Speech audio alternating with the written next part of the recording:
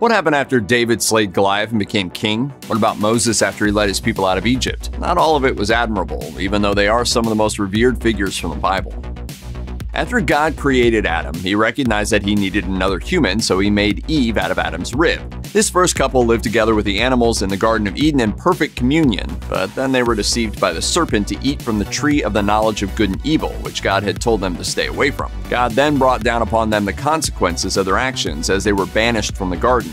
They literally had everything, but they decided that they wanted the one thing they couldn't have. Their greed and desire to be like God led to the fall, the curse upon humanity in the form of sin. In this way, Adam is seen as what Christian theologians call a type. He was the first human made in God's image and the origin of sin. Adam and Eve are humanity's forebearers, lovingly created, but now all of the evil that's now present in the world is on their hands.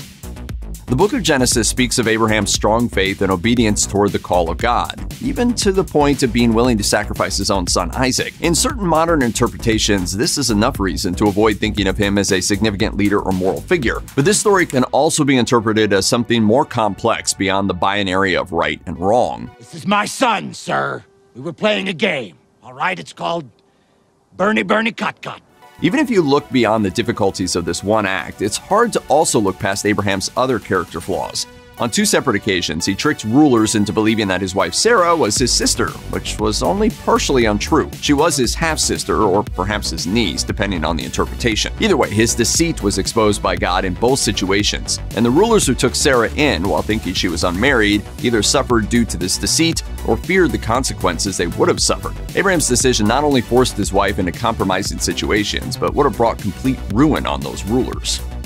If you're familiar with Isaac, the son of Abraham and Sarah, you probably know about his near death at his father's hands or the deceit of his own son Jacob. As Isaac's story demonstrates, being a promised one isn't always what it's cracked up to be. When you consider him as an example of a type, he's a rather pitiable one within the greater narrative of the Bible. Though, according to Herbert Lockyer's book, All the Men of the Bible, to the credit of Isaac, it must be said that he was the only one of the patriarchs who had but one wife. Clearly, Isaac was singularly devoted to that wife, Rebekah, but alas, he ends up following in his father's deceitful footsteps to protect himself from being killed on account of his wife. When approached by the men of the place about his beautiful wife, he declares Rebekah to be his sister, just as his father had with Sarah. As recounted by Genesis chapter 26, a king named Abimelech noticed Isaac showing endearment to Rebekah, his wife, and confronted him about it. As Bible.org notes, Abimelech viewed the taking of a man's wife as sin and one of great consequence. Abimelech seemed to regard marital purity higher than Isaac did.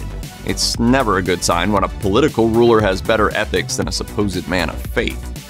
Isaac's son Jacob is known as the father of the 12 tribes of Israel, which were named after his sons. He's also the only person in the Bible who wrestled with God, or an angel of God. The tribes that emerged from Jacob's lineage eventually formed the nation of Israel, which would divide and unite numerous times throughout history. Scholars don't fully agree on how those divisions came about or how consolidation took place, but it is clear that this nation of people becomes the people of God, or the Hebrews, a central collective identity within the scope of the entire Bible. Despite this origin story, Jacob was far from a saint at any point in his life. He was overly controlled by his mother Rebekah, who viewed Jacob as her favorite son ahead of his older brother Esau. Jacob was quite selfish, even though he was faithful to God. He wouldn't give his brother food without negotiating for Esau's birthright, and he also stole Esau's blessing by impersonating him before he blinded Isaac. As noted by the Theology of Work project, courageous and astute decisions that result in success may be rightly praised for their sheer effectiveness. But when profit comes at the expense of exploiting and deceiving others, something is wrong.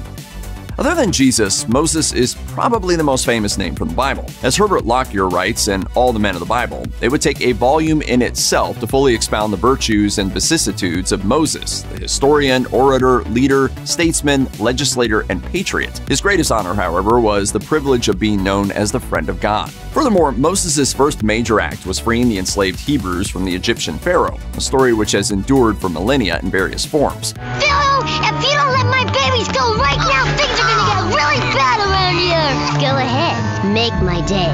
But for all of Moses' great qualities, he too wasn't just a simple hero, as he's also known for his anger and dependence on himself instead of God. When the Hebrews wandered in the desert for 40 years, two separate generations were under the leadership of Moses during this time. In both the books of Exodus and Numbers, Moses strikes water from a rock, but in the second of these instances, he's talking to a new generation, and he doesn't give due credit to God. As noted by Jewish studies scholar Deborah Miller, instead, Moses calls them rebels, distancing the people from himself and, by association, from God, disdaining their legitimate needs, and losing the opportunity to attribute the provision of water to God. This particular wayward action would lead God to prohibiting Moses from seeing the Promised Land. King David is a biblical figure who is clearly devoted to God. He's perhaps one of the most solid examples of faithfulness within the Bible, from his lowly roots as a shepherd to when he was chased and nearly killed by King Saul, to his time as king over a united Israel. He was one of the few figures who seemed nearly perfect within the scope of the biblical narrative, that is, until he assaulted the wife of one of his soldiers. As the Theology of Work project puts it, over the course of history, this encounter between David and Bathsheba has often been described as adultery, which implies mutual consent. However, as we examine the details, we see that it is actually sexual abuse of power.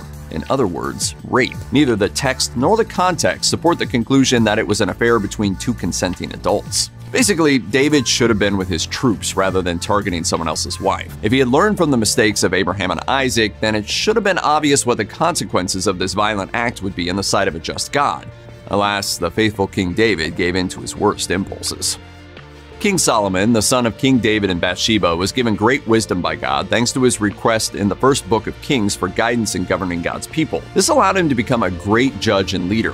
As academic Jean-Pierre Isbouts notes in National Geographic, the Bible says that Israel grew prosperous under Solomon. Wealth poured into his treasury, allowing Solomon to fulfill God's promise to David, to build a temple to house the Ark of the Covenant. However, it's also worth noting that Solomon had 700 wives and 300 concubines in his harem. These wives were probably not all for pleasure, but instead a business transaction to gain land, resources, and more.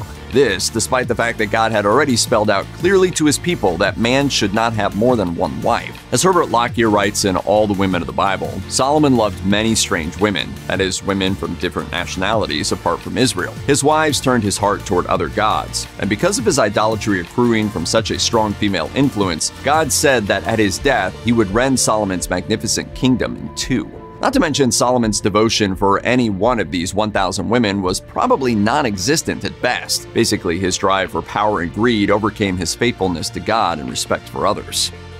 Jonah was called by God to be a prophet to Nineveh. He was one of the many prophets to have their own book of the Bible, and he is perhaps one of the most memorable stories of them all. He's probably most famous for surviving in the belly of a fish for 3 days and 3 nights. But he's also known for being a reluctant prophet while still maintaining the esteem that comes with being a prophet of God. As Robin Payne notes in the academic journal The Expository Times, Jonah became a caricature of a prophet when he ran away from his calling to preach and warn about God's judgment to the people of Nineveh. When he prays, he is praying for himself and not for others. He is deeply self-centered and actively wants Nineveh to be destroyed. Yet, as recounted by the second book of Kings, he did preach the words to other people and places. According to Matthew Henry's commentary on BibleGateway.com, it is recorded chiefly for the sake of Christ, of whom Jonah was a type. The book of Jonah contains also very remarkable instances of human infirmity in Jonah, and of God's mercy both in pardoning repentant sinners, witness Nineveh, and in bearing with repining saints, witness Jonah.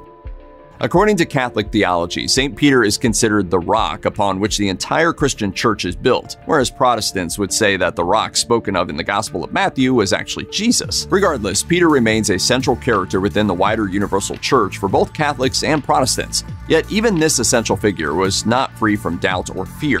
When Jesus was delivered to the authorities to be crucified, Peter denied knowing Christ 3 separate times out of self-preservation. I tell you, I don't know him! Peter knew that if the authorities knew that he was one of Jesus' followers, he would also likely be executed. Philosopher René Girard offered an interesting reading of this tale in which Peter's motivation is less about avoiding the truth and more about the desire to be part of a community. According to this reading, the majority community ends up calling us away from the difficult truths and more towards acceptance from those around us.